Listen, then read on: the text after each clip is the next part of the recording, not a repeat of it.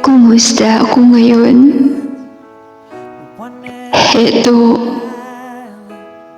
kalmadong nalulungkot, kalmadong umiiyak ng patago, at kalmadong nasasaktan ng gusto. Ayoko kasi na ipakita sa kanila na mahina ako. At ayokong isipin nila na hindi ko kaya yung mga pinagdadaanan ko. Pero sa totoo lang, hindi ko na kaya talaga. Pagod na ako. Pagod na ako. Ayoko lang talaga na manlimos ng mga atensyon nyo. Ayoko talagang manlimos ng mga oras nyo. Oo, nakikinig nga sila sa mga kwento ko. Pero hindi sila interesado. Kaya sa bawat mga problema ko, ako lang din ang naghahanap ng solusyon.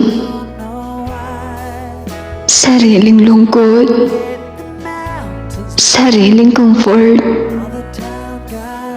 Sa bagay, sarili ko lang naman eh. Sarili ko lang naman yung kadamay ko. Kaya nagpapasalamat ako sa sarili ko. Dahil kahit ang dami ko ng pinagdadaanan, ay heto pa rin ako. Lumalaban. The chilly winds blew down across the desert, through the canyons of the coast to the Malibu, where the pretty people play, hungry for power, to light their neon ways, give them things to do. Some rich man came and ripped the land, and nobody caught him. Up a bunch of ugly boxes, and Jesus people bought 'em.